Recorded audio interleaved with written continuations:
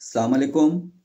আমি চিকিৎসক Golam Mostafizur Rahman, local medical assistant. YouTube channel health BD, Facebook page MD Golam Mostafizur Rahman এর পক্ষ থেকে যারা আমার ভিডিও দেখছেন সবাইকে জানাই প্রাণঢালা অভিনন্দন ও শুভেচ্ছা। আজকে আলোচনা করব আমি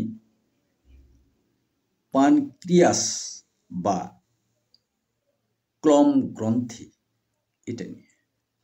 আসলে পানক্রিয়াসটা কি? পানক্রিয়াস কি কাজ করে? পানক্রিয়াসের প্রয়োজনীয়তা কি? এই পানক্রিয়াস অবস্থান করে ডিউডিনামের ইউয়ের আকৃতি খাঁচের মধ্যে। যে ডিউডিনামটা ইউয়ের মতো দেখতে লাগে, ইউয়ের মতো এর মাঝখানে খাঁচের মধ্যে অবস্থান করে। এটা থেকে পিগমেন্ট রস নিঃসৃত হয় হজম করার জন্য। আবার এর সেল ইসলেটস নামক অংশ থেকে ইনসুলিন রস বের হয়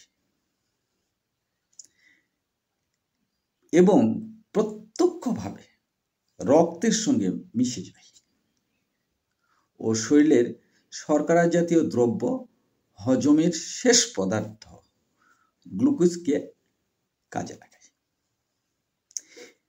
ইনসুলিন দেহে কম হলে চিনি বা গ্লুকোজ দেহের কাজ না করে প্রস্রাবের সঙ্গে বেরিয়ে যায়, তাকে আমরা বলি ডায়াবেটিস রোগ।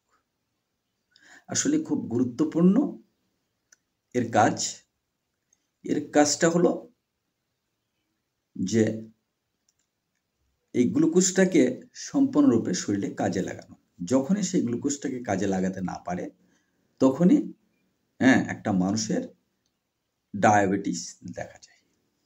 মানে যখনই ওটা কাজে না লাগাতে পারে তখন প্রস্রাবের সঙ্গে বের হয়ে গেলে ইনসুলিন বিভিন্ন জায়গায় কমে যায় শরীরে এবং তখনই ডায়াবেটিস হয়।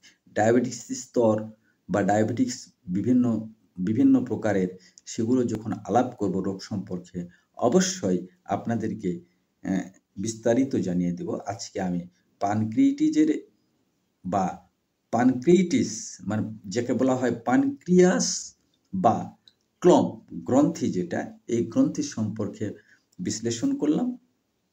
এই বলেই এর কাজ সম্পর্কে বলেই এখানেই শেষ করলাম। যদি ভালো লাগে অবশ্যই লাইক দেবেন, অবশ্যই কমেন্ট করবেন, অবশ্যই অপরকে দেখার জন্য শেয়ার করে দেবেন এবং ইউটিউব চ্যানেলে গেলে অবশ্যই সাবস্ক্রাইব করবেন আপডেট ভিডিও পাওয়ার জন্য। বলেই সবার সুস্বাস্থ্য কামনা করে, দোয়া কামনা করে শেষ করলাম। আসসালামু আলাইকুম, আল্লাহ হাফেজ।